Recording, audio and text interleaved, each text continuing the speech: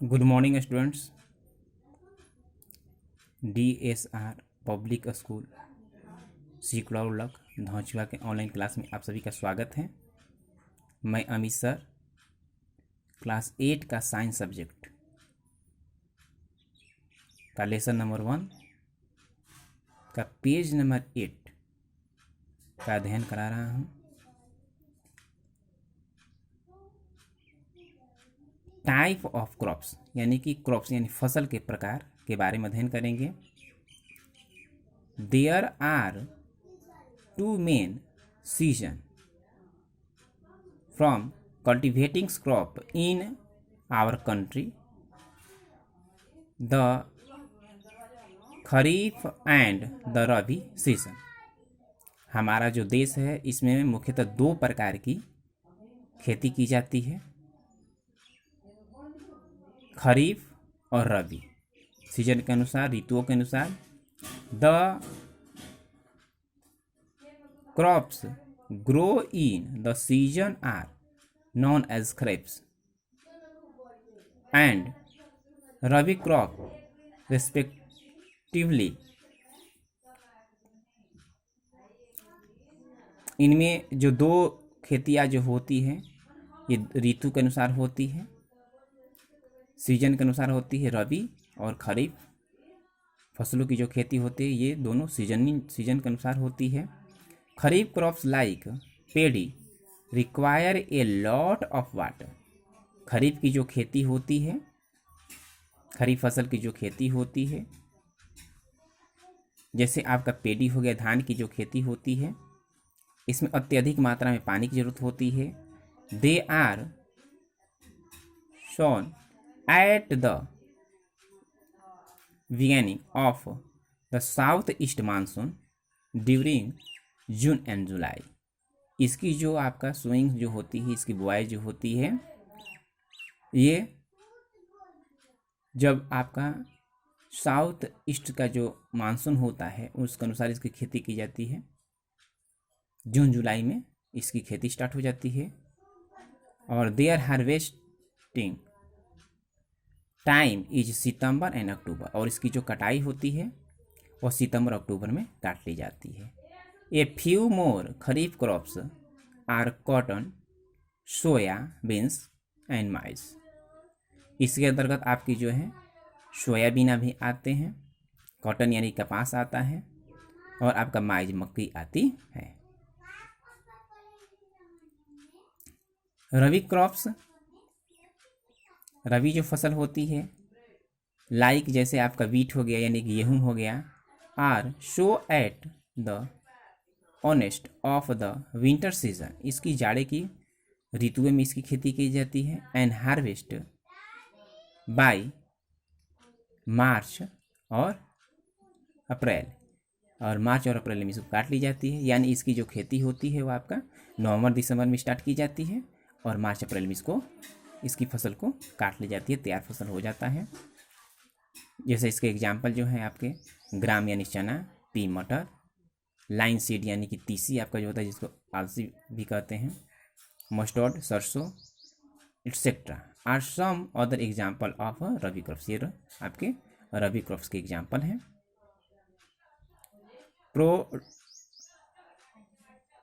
Procedures of crop producers यानी कि as agriculture is the prime occupation of our country. ये हमारे जो एग्रीकल्चर जो होती, खेती जो होती है हमारे, ये निर्भर करते हैं, प्राइमरी ये खेती होती है। It is carried out in the scientifics and effectings away. ये वैज्ञानिक तरीकों पे की जाती है। The cultivatives which are done and ensure a healthy and abundance crops are known as the agriculture participants. ये आपके जो प्रचुर मात्राएं में जो खाद्य पदार्थों को डाल करके, यानी कि इसको प्रचुर मात्रा में जो होता है अबोनेंट यानी कि प्रचुर मात्रा में इसको जो की जाती है, वैज्ञानिक तरीकों से की जाती है, इसको जो प्रभावशाली और सुनिश्चित करके इसकी खेती की जाती है। These activities which are done and ensure a healthy and abundant crops are known as the agriculture practice.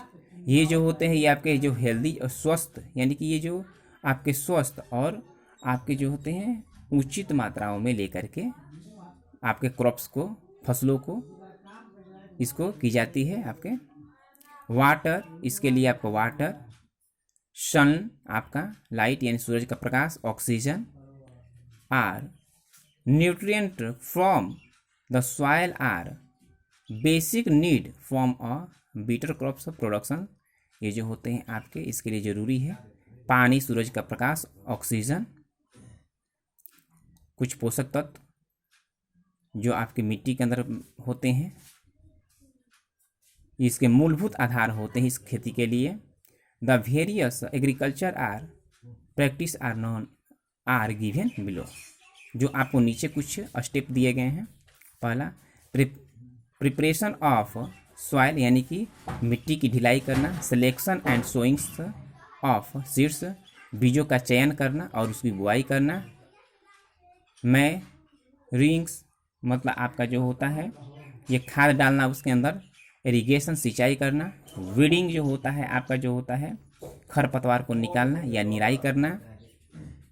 इसके बाद protection from the pastel and disease यानी इसकी सुरक्षा करना कीट भक्षियों से और रोगों से इसका सुरक्षा देना।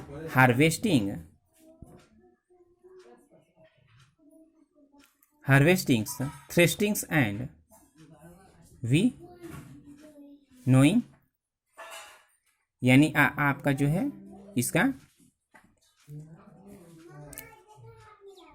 फसल की कटाई, उसके बाद गहनाई करना और आपका विनोइंग मतलब होता है उसको आपको फटकना, उसको साफ करना और लास्ट में स्टोर करना, एकत्र करना। The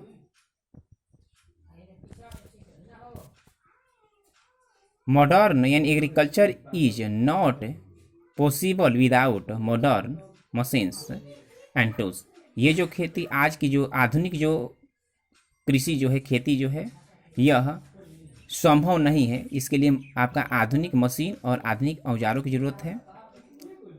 These modern machine and tools are called agriculture implements। ये जो है आपके इसके लिए आपका आधुनिक मशीनों का और औजारों की ज़रूरत पड़ती है जो आपको आधुनिक कृषि के अंतर्गत आते हैं। प्रिपरेशन ऑफ द सॉइल यानी कि आपका मिट्टी जो है उसको तैयार करना, सॉइल को तैयार करना, मिट्टी को तैयार करना। प्लॉथिंग्स, पहला जो है आपको उसको प्लॉथिंग करना यानी आपका जो है उस मिट्टी को ढीला करना हल चला के। The process of lodging and turning the soil is called tillings और प्लॉथिंग्स यानी कि जिसमें मिट्टी को ढीली जो की जाती है आपका उसको ढीली करना, मिट्टी को मुलायम करना, ये आपका प्लॉथिंग कहलाता है। It is done by a ploughing hoe and cultivations जिसके लिए हम लोग जो होते हैं हल के द्वारा की जाती है। प्लॉथिंग्स जो होता है, प्लॉथ मतलब हल होता है। Wooden important which a strong triangular iron trips is called ploughings. इसके लिए एक लकड़ी जो होता है, लकड़ी पर त्रिभुजा आकार का आयरन यानी कि लोहा जो होती है त्रिभुजा आकार की नुकीला, उसके ढांचे लकड़ी के ऊपर उसको लगाकर और उसको से खेती की जाती है जो प्लॉथिंग के अंदर आता है। आपका जो प्लॉसर्स होते हैं। Main part of the plough is a long of wood known as the ploughshaft और लंबा जो इसकी भाग होती है लकड़ी का भाग होता है, एक लंबे लट्ठे के रूप में होते हैं जिसे हम लोग प्लॉथेप्स कहते हैं।